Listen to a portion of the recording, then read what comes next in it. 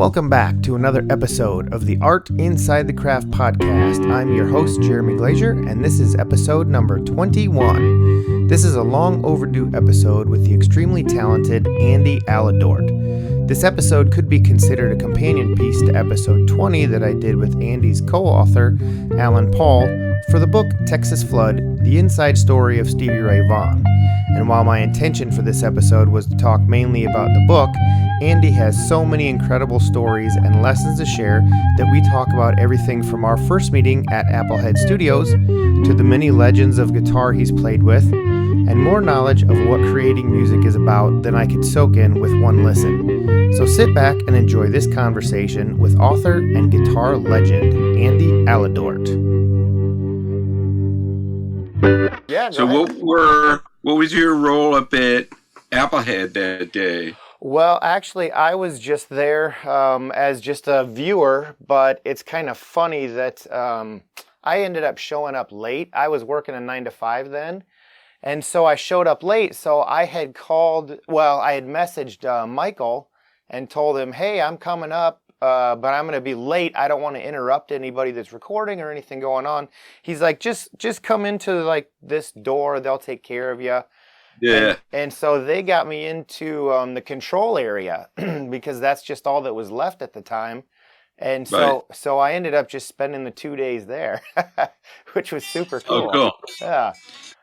Oh, I just came up for the one day, and I guess we were all hanging out, and then did the interview with the guys, and watched the show. And what's funny is that when it came out as a record, I had no idea that was the record. Oh, really? I mean, I just didn't put the two together. Sure. And then people have talked to me about it, and I went, "Oh, I think I was there." Yeah. Yeah, that's funny. Yeah, that was a really incredible weekend. I had just a great time, and that's why me too. I mentioned I didn't know if you had remembered that because we only got to talk for maybe 5 or 10 minutes, but it was just it was just a really cool experience. Well, one thing I can tell you, and then we'll start our thing, is that it was actually a reconnection with Eddie Harsh, which I didn't realize. Oh yeah. And so when I saw him, and somebody just said, introduced us, I said, "It's great to meet you," and he said, "We played together before." Oh yeah. And I said, "Really?" And he goes, "Yeah." He goes, "When you sat in with Albert Collins in 1990, I was in Collins' band." Crazy. So I was so freaked out that night that I'm not surprised I don't remember Oh, really? anything. Wow. Because it was very exciting. But Eddie was cool. So yeah, Eddie was great. He was just kind of hanging around, and I just went up and I had him sign an album that I had, and he just started telling me this really cool story about his time touring with like Muddy Waters and just, he just kind of said it like it was, hey, this one time. And I'm like, whoa. very sweet guy. What a sad story. Yeah. Too bad he's gone. He's dearly missed in every respect, Great musician. Yeah. And then him and Matt Slocum is like, oh yeah. He's incredible too. I got a chance to talk with him just a little bit. So I kind of wanted to start with just a couple. Like we were just talking that I had met you up at Woodstock when Rich Robinson was recording that album, and I just kind of wanted to know a little bit about the story behind how you ended up there, and I guess just how that happened. That happened because for a brief period of time, Rich was being managed by a guy named John McDermott. And during that time, or advised, I'm not positive of their exact, business relationship, sure, if there was one. But John McDermott is the producer of all the Hendrix albums that have come out since the family got control of Hendrix's catalog. Yeah. So that was, 97 or something like that.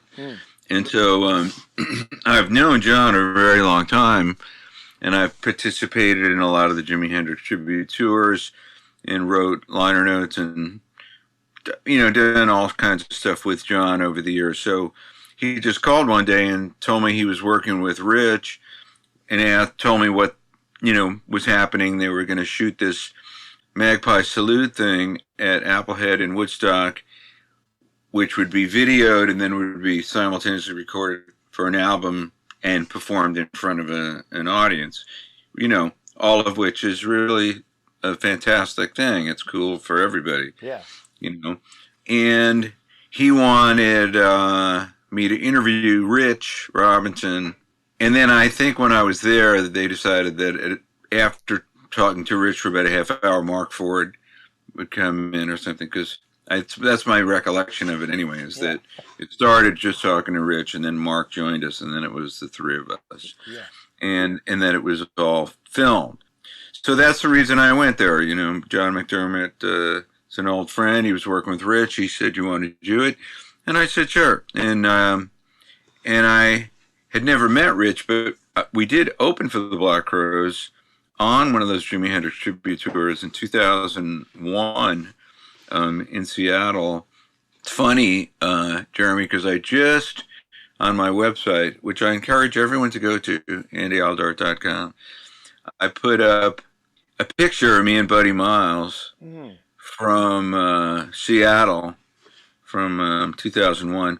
Actually, I might be getting a little confused because, well, be that as it may, there's video. I ended up making a record with Buddy Miles and Billy Cox called Band of Gypsies Returns, and there's video of us in the studio. So I put that on my website.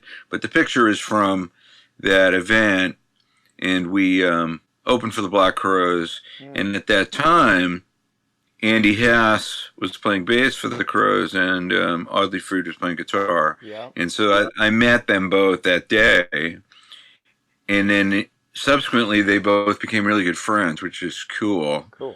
Andy lives here in New York, in Brooklyn, and he's one of the greatest bass players there is. That's what he's about it, and a nice person. And you could say the same, in terms of the guitar for Audley. He's one of the greatest guitar players on the planet, and sweetest person you could ever meet. And so I didn't get to meet Rich that day. I did. I'm giving you all this background just, because this is my, this is all I got. I enjoy it. I met Chris Robinson. I hadn't interviewed him at this point. I went to a Shelby Lynn show at the Bowery Ballroom, and it was the same year, so maybe this was before that. Whatever year the Crowes did the tour with Jimmy Page. Oh, yeah. Okay. I don't know what year that was. And I saw them at Jones Beach, which was after they put out the record. They had put out the, at the Greek Theater in Los Angeles, which was one of the first things they did. And then they toured. Uh-huh. And so the show they put on at Jones Beach, it was just phenomenal, 3 great guitar players. Yeah. They could do 10 Years Gone, In the Light, and all these songs that you could never cover with one guitar player. Right, yeah. And so, for me, it was the greatest, as a guitar player, getting to hear those songs with all the parts in them. Sure. It was wow, this is so cool. But so I ran into Chris Robinson at the Bowery Ballroom, at the upstairs bar during the Shelby Lynn show, and it was, I don't know, a month or so after. So I didn't know him. I just said, "Oh, hey, Chris, I saw you with Jimmy Page, Jones Beach. It was fantastic." And he was really, really nice.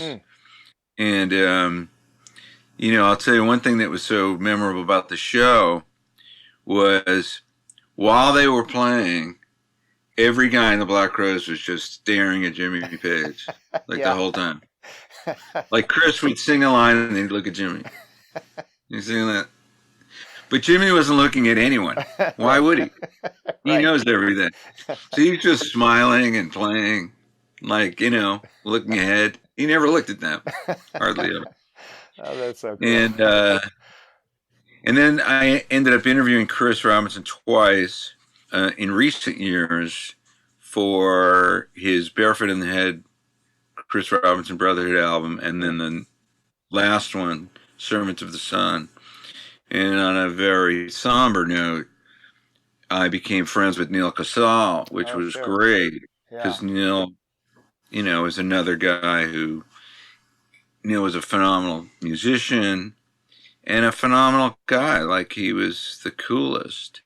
So after the interview for Servants of the Sun, that was while I was working on the Stevie Ray Vaughan book. And it turned out he was a Stevie Ray Vaughan fanatic. Oh, huh. It was one of the first records he bought when he was young, and it was a hugely important record for him, his development as a guitar player. Wow, incredible. So they played Chris Robinson Brotherhood at a place called The Landmark in Port Washington. I live on Long Island in Seacliff.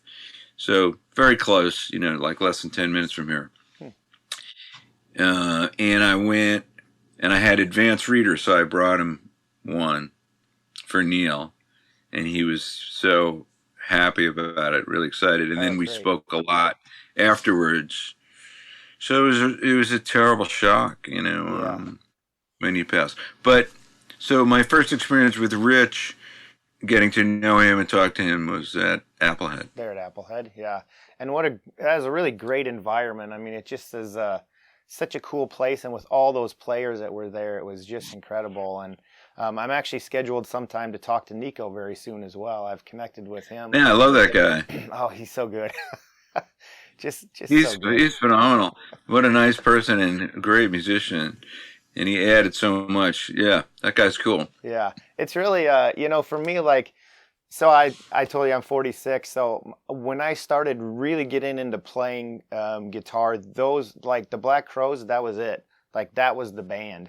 And so, So you were 16 or something when they came out, 17. Yeah, and just following along ever since. And so being able to see like Rich and Mark again play together was incredible. And then I thought, well, they got another guitar player. How's that going to work? And then once Nico starts playing, you're like, oh, that's how it works. It works beautifully. That's cool. Yeah, I mean, they're both really, Rich and Mark, aside from being really good players, are really good musicians and have led, obviously Rich, but Mark too, have led their own bands and been involved in a lot of recording. And so the whole idea of how, I mean, that was a big band at Applehead. Oh, yeah. 2 keyboard players, 3 guitar players, background singers. I mean, it might have been like a 9 or 10-piece band. I don't even know. Yeah, it's huge. And a lead singer. There's there's an old saying about 3 guitar players in a band. It's a difficult thing to do. I toured with Dickie Betts for 10 years. Right. And other than the first year was just me and Dickie, but then his son Dwayne Betts joined the band. And so we had 3 guitar players. And before the very first show at the Freebird Cafe in Jacksonville, Florida, owned by the widow of one of the guys from Leonard Skinner, Dickie said, he looked at me and Dwayne, he said, let's not go out there and Molly Hatchet everybody. He was worried about 3 guitar players all like, like there's 3 of us, 3 Les Pauls, 3 Marshalls. We need to listen to what's going on. So, they were very tuned into that. Rich was the leader. His guitar parts were like the primary parts. Mark's used to being a sideman and like filling in those spaces. And then, Nico had his way of playing, like his things that he, were delegated to him that he did so well. Right. So yeah, that was really an amazing experience.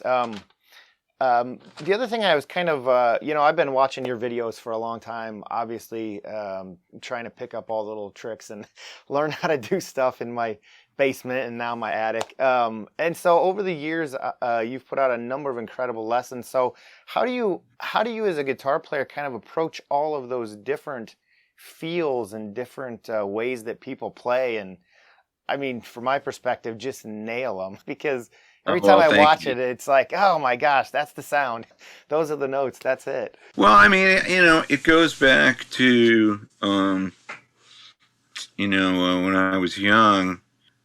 I mean, I liked anything that had a guitar on it, really, mm-hmm. I did the very first interview lesson I ever did, I became music editor of a magazine called Guitar for the Practicing Musician in 1985. Yeah. So one of the things that we started to do that was a new thing at the time were these interviews / lessons where I would interview a guitar player, but I'd show up with a guitar and like this little tiny plastic amp that I wish I had everybody sign, because it would be ridiculous. Oh, yeah. It would have Stevie Ray Vaughan and Buddy Guy and B.B. King and Rush and Stone Temple Pilots. It would be, and the things like this big, like little black plastic thing that runs on batteries that belonged to my wife. So thank God. Wow. She had it. Guitar Buddy. And Steve Morse was the first guy that I did one of those lesson interviews with. And Steve said to me, and I could relate. He said that he grew up loving anything with guitar. So, he was, now this is a little unusual, he was driven to study full-blown classical guitar playing with Juan Mercadal down in University of Miami, and he can play classical guitar the way you're supposed to do it. Wow. Aside from all the other things that Steve Morse can do, which is just about everything. And so he said, I never thought that there was anything wrong with loving like every kind of guitar music there was, mm-hmm. and trying to put it all on one record until the record company told me that it's a bad idea. Uh-huh. He's like, well, we can't put it, like, where are we going to put it? Like, we can't put it in the rock section. So, and he was like, who cares? He's just, as a lover of music and the guitar, fascinated by the guitar. So I feel the same way. I grew up, my mom was a singer, and she loved jazz and standards. And so there was a lot of that in the house.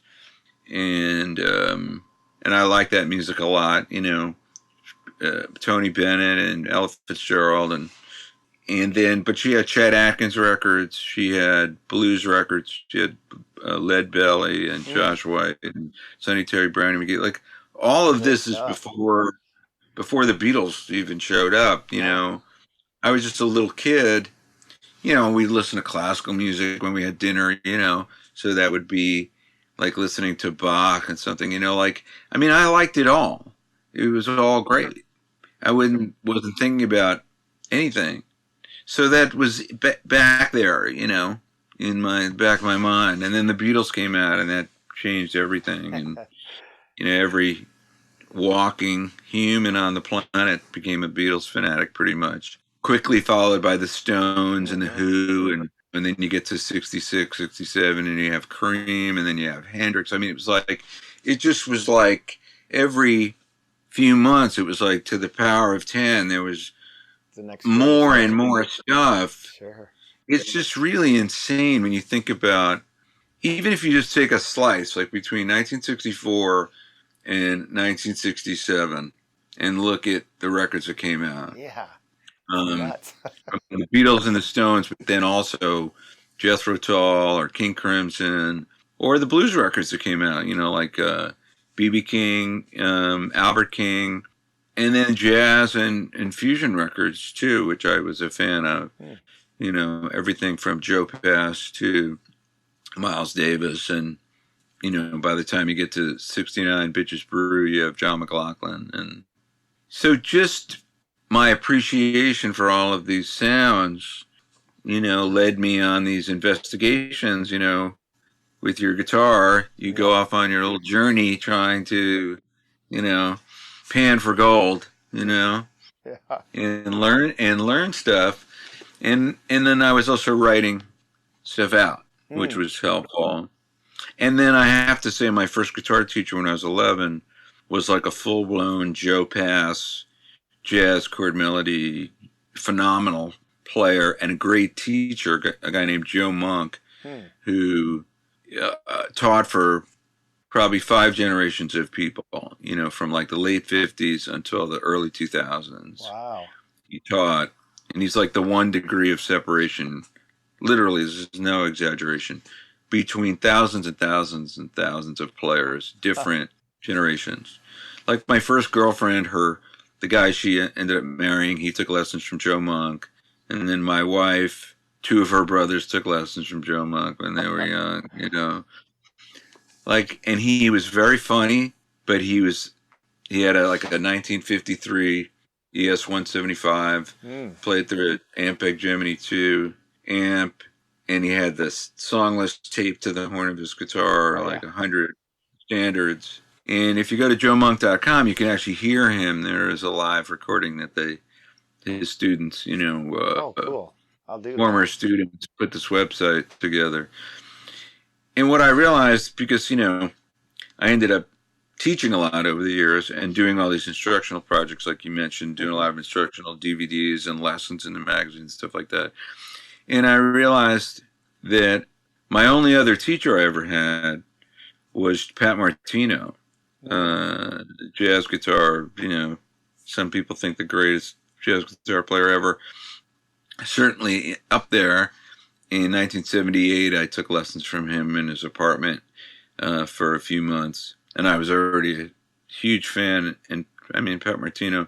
So what I realized was I had great teachers, which by osmosis I learned a lot about teaching from having great teachers. Oh. They were both a lot of fun to be with.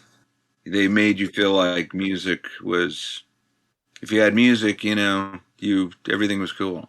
It's good, I've met people over the years that did not have positive learning experiences with teachers.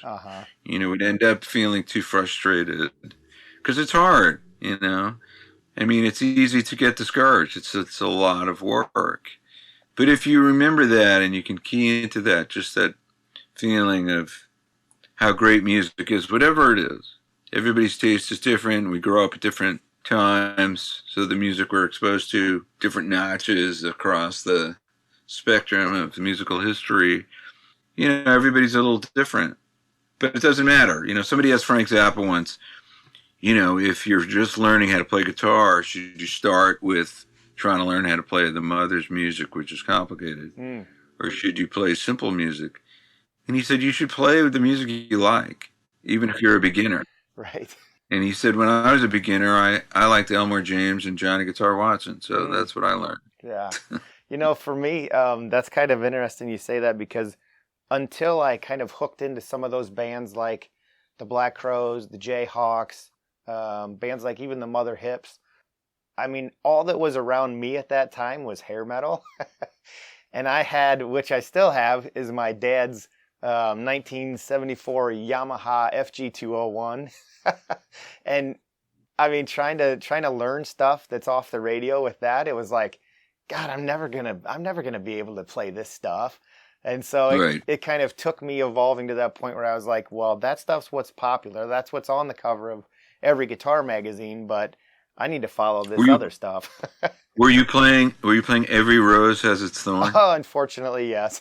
That was, I think, the first song that I'd actually learned on a new Oh, wow. guitar. Well, that makes sense. Yeah. No, that makes sense. But that's fine, No, that's totally fine. It doesn't matter. Like, I feel like Frank Zappa is correct. It really doesn't make a difference. As long as you're doing it, you're learning something. Right. I got to know a little bit Slash and Kirk Hammett.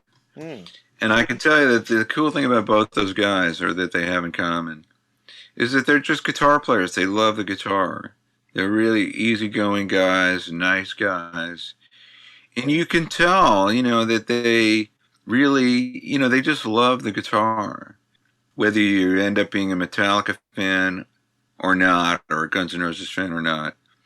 The truth is, if you listen to them play, you're going to hear someone who's really trying to make something happen with the instrument, which is never, to me, never not going to be fun to listen to on some level. Yeah. Slash has made no bones about the fact that he hates the song "Sweet Child of Mine." Yeah. But his guitar playing is great on that song. Oh, it's fantastic. Yeah. His solo is fantastic. Yeah. It's so good. That's funny that he would hate it. He hated it. He was like, he said he was playing the lick just to try to, because it's like you have to skip strings when you play it. Yeah. It was like a little exercise. And Axel said, "Oh, what is that? We should write a song around it." And Slash was like, no, we shouldn't, And then Axel wrote this song, and Slash was like, "Oh, God, this is horrible." Oh, man, that's funny. Well, I want to shift, I guess, into the book a little bit. Otherwise, I could literally spend all day just chatting with you about guitar players. So I just got it a few days ago and started kind of reading through all of that. And as you know, I just interviewed Alan a few days ago. So, what book are you talking about for the listeners out there? This is Texas Flood, the inside story of Stevie Ray Vaughan. Yes. With Alan Paul and Andy Aledort. So that's awesome. Yes. So how did you... I wrote it, and Alan put his name on the cover after it was done. I thought something was fishy. No. It's all right. We're friends. It's cool. That's funny. So when I talked to him, he had said, obviously you were a perfect match. You've played with Stevie before. Your writing is fantastic. Obviously you understand the insides of guitar playing. So how did it kind of work with you two, both coming at it from a musical standpoint and being able to get anything done, I guess? Oh, well, it was pretty interesting. It happened because Alan had written a book about the Allman Brothers called One Way Out, which was published by St. Martin's Press, and it did well, made the New York Times bestseller list. So a few years later, I think that was 2014, so by 2017, they asked him, "Do you want to write another book?" And he said he wanted to write a book about Stevie, but he wanted to do it with me because he knew he had never met or interviewed Stevie, and I did 4 different occasions. And I also played with Stevie just casually, like in the dressing room. I did get to know him, and then in the subsequent years after he passed, I got really close with Double Trouble, Tommy Shannon, Chris Layton. I ended up by the late 90s recording with them and playing some shows with them, and they are still, to this day, like very good friends. And so... and Jimmy Vaughan I met in 1989, so I'd known Jimmy Vaughan for 30 years, too. So Alan had this wealth of material from all the years and interviews he'd done for different things, as did I, because, after Stevie passed, Chris Layton and Tommy did the Archangels, so we both interviewed them and wrote stories about that, and then they did Storyville and same thing. So there was this... library of content invariably would always go back to Stevie. And so Alan asked me if I wanted to do it. And it had crossed my mind at different points, but it was really great that it happened when it did. And the fact that 30 years had gone by, close to, from when Stevie had passed, also gave us the perspective where you could see more clearly his importance as an artist. We had this wealth of material, and so we sort of divvied up the duties. Well, you pursue these people, and I'll pursue these people. And a very big thing was, whether we were going to be able to get Jimmy Vaughan to participate. And Alan was like, "Well, I'll let you call him." And so I did, but it was funny, Jeremy, because now I hope people don't, take this the wrong way. So Alan became, our affectionate name was, he was the chick interviewer. Now we only say that because, he had called Connie Vaughan, Jimmy Vaughan's ex-wife, excuse me, and Lou Ann Barton first. So then he did all the follow-ups with them because why not? They knew him. Sure. Yes. They had developed a rapport. So we had a lot of jokes about, it was like, you got Connie and, Lou Ann. And I have Jimmy. And it took 2 years to get Jimmy to agree to participate. And just to give you the reason why, number one, he said that it was still really difficult to talk about his brother. You know, Jimmy had lost his brother in a tragic accident, and Jimmy said to me back in those days he thought the day would come eventually where he could, you know, deal with this better. And then he said to me, but I realize now that that day is not coming, you know, that it's just as tough all the time. Yeah. When I think about it, it's tragic. I miss my brother, you know, my brother died. It's terrible. So when Alan and I decided to work on the book, we both felt it was really important to try to get Jimmy Vaughan to participate in the book. And we both had known Jimmy. I had known Jimmy since '89, so it was almost 30 years at that point. And he'd known him since '94, so it was about 26, 25 years, something like that. You know, we weren't unknown entities to Jimmy, you know. And Jimmy was very hesitant because he felt, you know, a lot of bad stuff had been written over the years depicting them as having a contentious relationship, and you know, Jimmy hadn't treated Stevie that great, you know, as an older brother, and Jimmy just was very.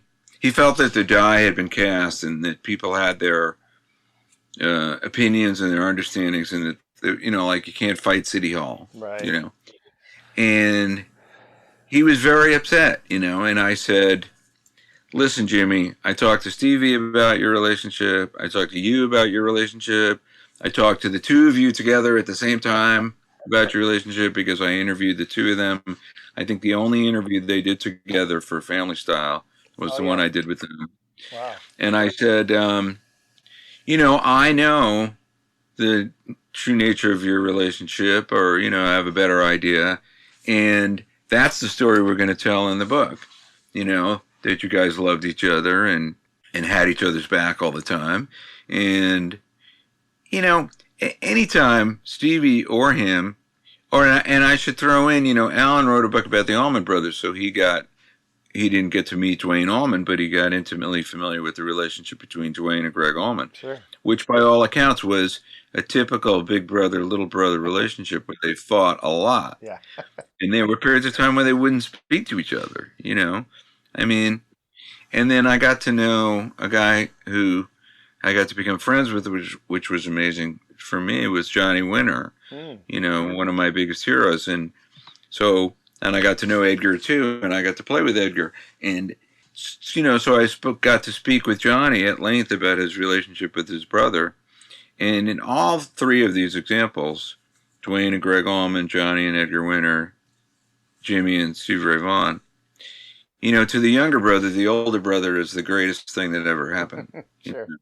Like on the seventh day, God created my brother, and, you know, the world was a better place.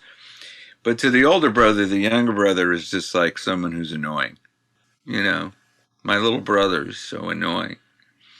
I mean, you know, I'm simplifying. But on a certain level, you can understand it. And they would all say, when they would talk about different things or when there were problems, all of them would say, do you have a brother? Like they'd ask me. You know, like if you have a brother, you know, it's just brother to brother stuff. It's just, you know, this is the most common thing in the world among brothers. But when they become famous, it gets blown out of proportion, amplified into all of this other stuff. So I had to say to Jimmy, listen, my goal in writing the book is that we, among other records that need to be set straight, this is one of the most important ones, the true nature of your relationship. And, you know, that you were the greatest champion for each other. And he said, thank you for that. And that's true. And I could tell you that one of the people who participated in the book, and also when we did the audiobook, it was really cool. We had a variety of people who, you know, were like Tommy Shannon, Chris Layton, Danny Freeman, Jackie Newhouse, you know, people who were there, they read their parts for the audiobooks. You actually hear Chris, everything that's, you know, attributed to Chris Layton in the book as a quote from him, you can listen to him telling you the story himself. Oh, great. Which is fantastic. But Denny Freeman said to me in a conversation that was not about the book, it was just an aside, because just so people understand, Denny Freeman is older than Jimmy and Stevie and was in the Cobras, Paul Ray and the Cobras, when Stevie Ray Vaughan joined, so he played with Stevie. He's from Dallas, so he knew Jimmy. He played in Storm, which was Jimmy's band in 1969. Oh. So there's no one better equipped to talk about Jimmy Vaughan and Stevie Ray Vaughan than Denny Freeman, Sure. you know. Yeah. And he's older than both of them. And Denny's a phenomenal guitar player and a phenomenal person. So in a conversation one day, just talking about them, he said, there are no two people that Jimmy and Stevie loved more than each other. And so I said, well, I'm going to put that in the book if you don't mind. You know, so that's the story. That was our goal in writing the book. And for me personally, I had gotten to know Stevie some as a person. So I wanted to try to communicate him as a real person. And Tommy Shannon and Chris Layton and guys like Eric Johnson and David Grissom, you know, Austin guitar players that knew Stevie, all said to us, you know, you really captured Stevie as a person. Derek O'Brien is another one of those guitar players. So that was the goal, you know, give the reader a really accurate picture. And, you know, we both felt like Stevie, you know, deserved that kind of a biography. He just did. And so it was a labor of love in that respect. But it was 3 years. We, without exaggeration, did 400 new interviews. The whole family. And then you asked about what it is to write with another person. Yeah. There was a lot of fights. It's really hard to do something with another person. But we did everything in Google Drive, you know, in Google Docs. And it would be so funny, Jeremy, like we would both be logged in. It didn't happen that often, but there would be times we were logged in at the same time. And I would see Alan writing something like in real time. I would see it. And I didn't like it. So then I would just delete it. And then in all caps, he would write, "What the fuck are you doing?" And I'd write, "This is wrong. This is all bullshit," you know. So there's a lot of fights. But the last week before the book, and we were late getting it in. We kept begging for extended deadlines. The last week, we spent like 8 hours a day on the phone, going over every line in the book, every single line. Wow.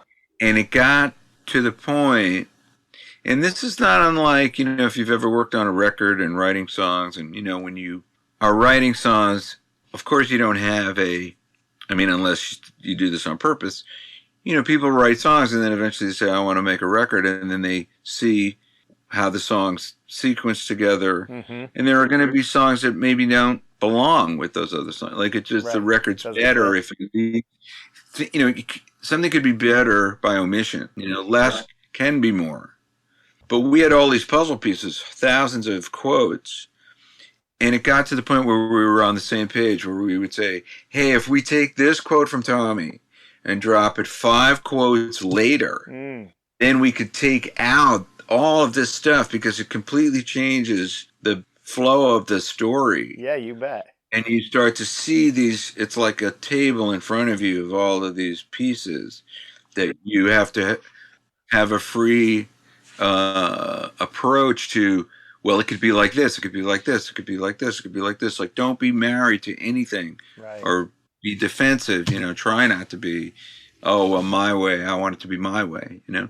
There was an amount of that, and there were times where we just couldn't agree, and Alan would say, well, then we have to leave it up to Mark Resnick, who was the editor from St. Martin's. Oh.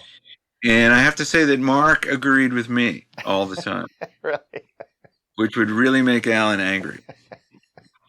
And then our agent, Dave, he lives in Hawaii in a town called Volcano, believe it or not, where that volcano has been erupting, you know, like once in a while. Yeah. But he lives on the other side where it's safe. And Dave Dunton. And Dave said at one of the emails, he said, I just want to say that if anything happens to me, I agree with Andy. That's funny. and Alan was like, I hate all of you, you know. Oh man, that's great. So so having two people was great. We could divvy up the workload. We had really different perspectives on things. We really helped each other. Yeah. And so that was kind of another question, since you brought a few things up that I just wanted to ask you about. It's interesting when I play with somebody on the guitar player side, you kind of learn them in a really intimate way. Like when I sit down with an album, I don't know the guys I'm listening to, but once you start figuring out the way they play and the way that they have little accents, do you find that like when you're sitting down with like Stevie or when you played with Dickie Betts, did you kind of get a little sense of that, I guess, or? Well, I mean, in a broader sense, a lot of what goes into learning to play music and learn about music is learning to listen and to recognize what you're hearing. I studied art and got a degree in art, and so it's much more, it's apparent in a completely different way, in the sense of if you're trying to draw a picture of what you're looking at, you have to learn how to see what's there. And you can't just, like, if somebody's, you can't just, I'm going to draw a guy with a hat. And, like you would just draw Yeah. the thing that you always draw.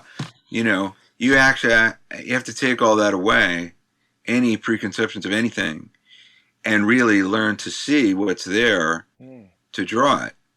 It can't come from, if I'm going to draw, a guitar, it's always going to be like this, Right. Like you have to really. So I learned a lot about trying to understand the information in front of you. I'll put it that way. It's the same kind of thing, whether you're drawing from something you're looking at, and then when it goes back to when I was a kid, I had to paint a lot of still lifes and all the, line drawings when I got to college. Yeah.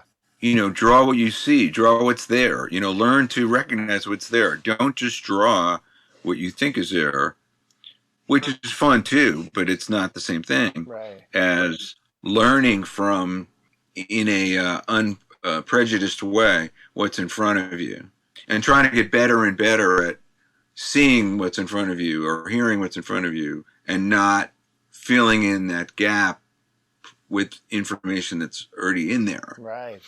Which there's a tendency to do when you play an instrument. Your fingers are going to go where they go because you've practiced that. Yeah. You have to teach them not to do that.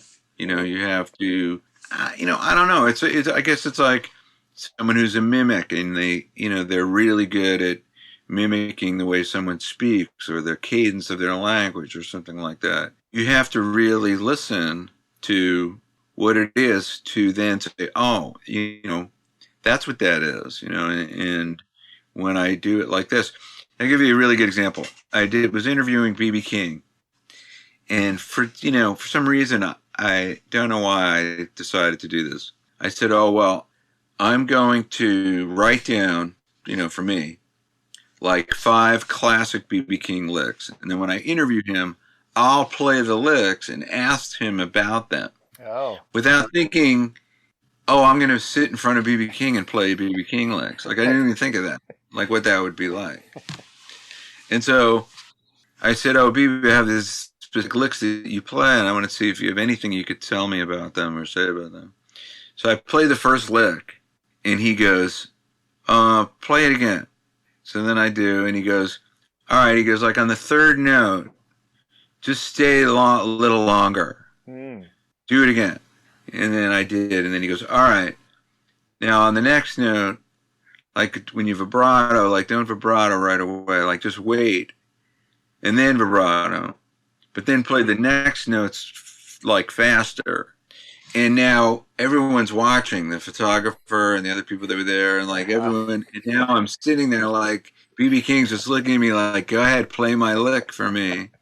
And then eventually I did everything he said, and it sounded like B.B. King. Like it sounded completely different than when I played it the first time. Right. like just playing it as it is, the way you would write it down. And I played it, and it sounded like him, and he went, yeah, like that. Wow. And I was like, that's it. Like I have to go. Like that was. Because it was like there was so much in every tiny detail of it. Sure. That's the thing. So you start to listen And, I became a Hendrix fan when I was really young, so I would pore over those records like a crazy person. Electric Ladyland, it's a double album, 4 sides. Yeah. And without exaggeration, I would listen to like side A 10 times a day for a week. Whoa. I wouldn't even turn the record over. Just trying to get everything down. I mean, it was like I couldn't hear Rainy Day Dream Away enough times. Like if I listened to it 30 times in a row, it wasn't enough times. Enough. Wow. So it's like getting into the molecules of the music, and you're swimming around, the familiarity level like that. And the interesting thing for me is, the first thing was I get hired by the Hendrix estate to go out on the Jimi Hendrix tours and play and record with Mitch Mitchell and Buddy Miles and Billy Cox, the guys who played with Hendrix. Crazy. Fulfilling the Jimi Hendrix role as a guitar player, which for me was the greatest thing that ever could happen. It's my favorite music. Right. And they, liked the fact that I knew the music so well, but that I also didn't try to mimic Jimmy. Like I wouldn't come off like someone who's an impersonator. Right. Mitch would call them Jimmy-tators because I hate Jimmy-tators. And then there's a name for Stevie Ray Vaughan people like that. They call them Stevie Ray Vaughannabes. Oh yeah. So then I started playing with Chris and Tommy, having to do the same with Stevie. And I know I'm not going to be able to be those guys. It's like, forget it. It's not going to happen. Yeah. But I, trying to be a good musician and being a good guitar player, there's a role, there's a job, and I had a job to do. And so I just wanted to do the job as well as I could, whether it was deliver Jimi Hendrix's music with the right, which includes playing the parts the best you can, but that's not the end of it. That's just like you're barely at point A, know the parts. Then you have to be with the right spirit. And then music, it has to be something that's alive. And so while we're playing, communicating with Mitch or Buddy or Billy, the three of us, like it has to happen in the moment as music. So in playing with Mitch Mitchell and Billy Cox, or playing with Chris Layton and Tommy Shannon, it has to be real music in the moment, play with the right feeling. Because that's what's missing when you watch someone who's doing an impersonation act. It's not music. Right. It isn't. So it doesn't feel like music. Yeah. It doesn't matter if they're really amazing at playing exactly like the guy. It becomes this sort of, gymnastic thing that has nothing to do with music. It's great. I give them credit, for being able to do it, but it's not music. Right. I could tell you in art school, my teacher who taught us how to draw photorealistically when I was a teenager, he said, I just want you to remember that this isn't art. It's not. It's a craft. You're learning to do something that you later, maybe you can use this technique and this craft to create art. But drawing a photorealistic, creating a photorealistic drawing of something is a craft. It's a skill. It's a graphic skill. It's not art. It's not art. Wow. It's the same thing. If you play Duane Allman solo, on Statesboro Blues, exactly like the record, that's not music. Unless you can do it filled with the feeling of music. You can do it. You can play people's solos note for note. But it has to have the other stuff in there, which is more important. So I feel lucky that I was given the opportunity to, play the Jimi Hendrix role as a guitar player with Hendrix's guys, play the Stevie Ray Vaughan role with Double Trouble, and the Duane Allman role as, to an extent with Dickie. Yeah. Dickie wasn't asking me to play like Duane, but you have to, if you're going to play that music, you got to bring someone. For example, when I'm playing with Dickie Betts, I don't go off on a Jimi Hendrix thing. Right. Because it would sound wrong. It's like it doesn't fit the music. It's not the language. It's just not the language. So, as a guitar player and a musician, you have to listen a lot, and you have to make editorial decisions really about what should go there and what shouldn't go there. And it's not anything goes. It just isn't. You know, when you're writing your own music and playing your own music, it's anything goes. Yeah, that's interesting you say that, because I always, when I try to play certain, like I'm a big Allman Brothers fan as well. So if I try to play some of those licks, like some of the, well, for me, some of the easier stuff, like some of the Blue Sky, you know, or maybe Dreams, that stuff's a little more, for me, a little slower paced. I can kind of pick that kind of stuff up, but I can never play it note for note, and I don't really want to. And sometimes, you know, you'll get into arguments with people and say, well, that's not how you're supposed to play it. Well, I think you're supposed to play it however you play it. I just posted on my website, I don't know if you saw it, Soloing Over Dreams. Oh, yes. Yep, I did. Okay, so you could see if you watched it, I certainly didn't play like Duane. Right. I just tried to play, and I think I even said, like, you know, I'm just trying to play whatever. I'm not trying to cop Duane Allman, you know. I'm referencing things that Duane played, but I want it to be a musical thing unto itself, and I just play like myself. Right. And I can tell you that, you know, it's nice to get that affirmation from Mitch Mitchell and those guys, and Dickie too, that it's the best thing you could ever do is play like yourself.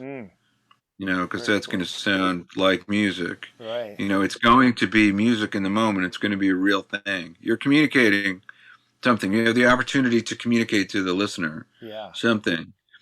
So, for the most part, people liked it. You know, some people said, "Oh, this like one part. It reminds me of Frank Zappa." Oh. But I mean, I'm not surprised. I love Frank Zappa, and I listened to him like crazy, and I saw him 15 times. Wow. So there's going to be some of that influence in there. But that's the thing, is I just wanted it to be good, you know, whatever good means. And, but, you know, when I was a kid in the 70s, you know, I had a band, and we would play like all of Fillmore East, like the record. Yeah. Because in the 70s, I could tell you, people wanted to hear it like the record. They did. They would be impressed by that, and you would get more gigs. So, I mean, there were things about it I didn't like, you know, that you had to, it just isn't musical, you know. It's a job. Yeah. It's like painting by numbers or something. But it's a very important step in learning, to learn people's solos note for notes, to improve your ear, you know. You know, Joe Perry is someone I became friends with, you know, to be a name dropper about 20 years ago, because he called me out of the blue, which was kind of crazy. On a Monday night at 9 o'clock, the phone rings. I pick up the phone. "Hi, it's Joe Perry." Wow. And I was like, "Hey." Okay. And then we kind of talked for a few minutes. And I said, "You know, Joe, I hope you realize, you know, when you answer the phone, you don't expect to hear 'Hi, it's Joe Perry' on the other end. You know, right. I hope you realize that."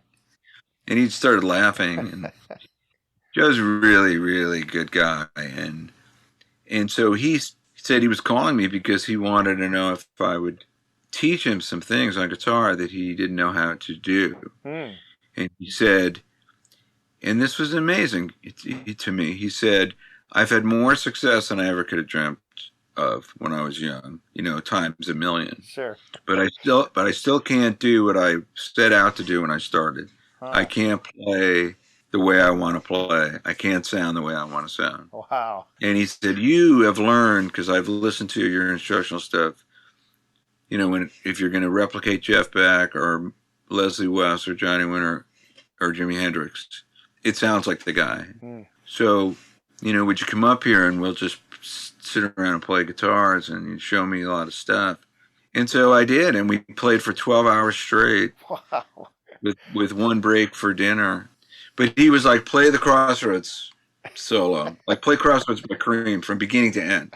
Oh, man. You know, play Hideaway. A lot of Clapton, you know, play Hideaway from Blues Brothers, beginning to end. And then, you know, Jeff Beck, Blues Deluxe, from beginning to end. And then we would get, you know, microscopic about it and go over every lick. And 5 years ago, I went to Brazil. He invited me to go to Brazil and hang out with him for 5 days.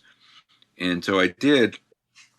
And we would just sit and play. Like, he's the only person I've ever done that with, other than when I was a kid, where you just sit and play for like 5 hours. Don't do anything else. And so one night, we went out to dinner. We came back. We're in Sao Paulo, Brazil. And it's like 9:30 at night. And he says, all right. We go back to his room. I said, what do you want to do? And he goes, let's play every song on Exile. Wow. You know, Exile on Main Street, Rolling Stones, double album, a lot of songs. It's a lot of open tunings and capos and slides, and, you know, but we did it. And, you know, really broke down, like, got in there and listened to the same 1 second phrase over and over again. And we did this for 6 hours. Jeez.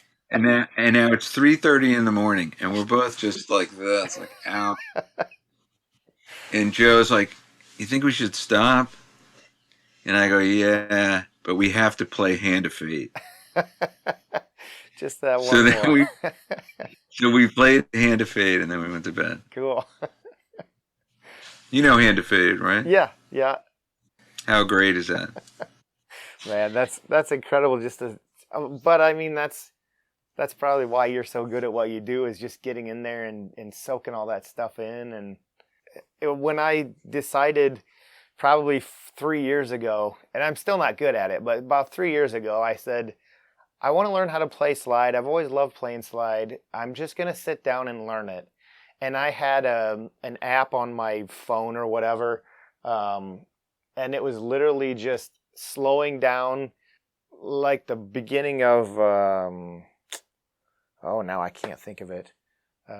Anyway, one of the Allman Brothers songs, and it was literally just like a 10-second clip, and it took me weeks and weeks and weeks just to sit there and try to figure that out, you know. And that's I think what it takes sometimes. Slide guitar is its own, you know, beast, and I started playing slide guitar when I was about 16 or 17, probably 17. I had heard, you know, the Allman Brothers, you know, Phil Maurice, States War Blues, and that was the first Allman Brothers record I heard was Phil Maurice. And so I immediately bought Idle Wild South, and the first album, which I love, the debut album, is unbelievable. It's a great one.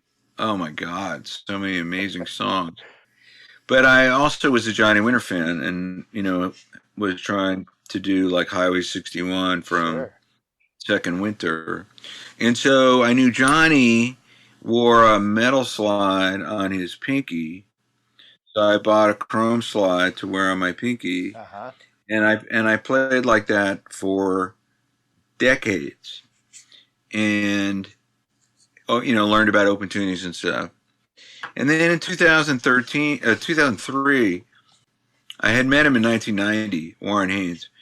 But in 2003, we got closer, and I started ghostwriting his columns in the magazine. And so I asked him about playing slide with a glass bottle on your ring finger, and also playing on a guitar that's set up for normal playing. But generally speaking, the action's pretty low. Strings might be kind of light. It's definitely a different animal playing slide in the way that Duane did, although eventually Duane Allman had a SG that was just set up for slide. Right. But on the early bootlegs, you can hear Duane tuning. He had one guitar. Yeah. You can hear him tuning up to open E for the slide tunes and tuning back. Back to standard, yep. And so I asked Warren, I said, well, you know, how do you set up the action on your guitar as the height of the strings? Because when you play slide, if the strings are too low, it'll bang into the frets and it doesn't sound good. Right. So generally, you know, the strings need to be a little higher off the board. So I said, how do you set up your guitars? And he goes, well, the best way to describe it is my action is too low for slide and too high for lead. Really? So I said, oh, so it sucks for both. And he goes, yeah. Wow, that's funny. So it is funny, but his action is definitely a little higher than what most people use. But Derek Trucks' action is very low. Is it? Yeah. Like almost shockingly low. Wow. Yeah. But his touch is so great. Such an incredible player. So I learned that the reason Duane Allman liked glass bottles, which, by the way, a guy in France, a friend of mine, just sent me a 1968 corresponding bottle. Oh, very cool. And I can use it with the label on because it's got a split in the back. So I don't have to take the label off. And then someone else sent me one that was from a little bit later. Oh, yeah. Same deal, split in the back. Nice. But the bottles are light, and so you really have to lighten up with both hands in terms of how hard you hit the strings and the touch. And it was difficult at first, switching from using a metal slide on my pinky and heavier strings and higher action to just on any guitar, set up for normal playing. Right. And Duane used nines. He used light strings. So it takes a lot of work. I mean, like Neil Casal, who I mentioned, is a great slide player.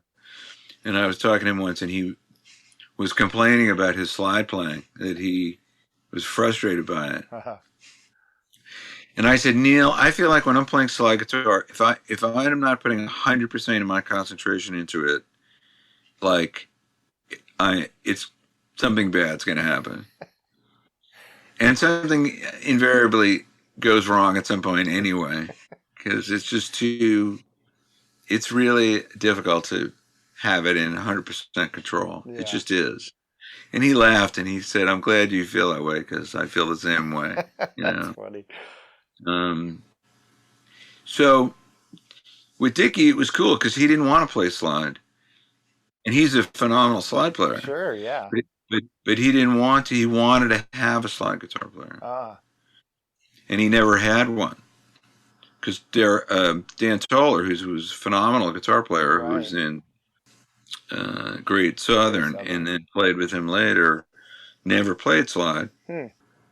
So it was really fun. It's in the same way to evoke the right musicality and the feeling of Duane, but not sound like someone that was just trying to play like Duane or play Duane solos note for note or anything like that.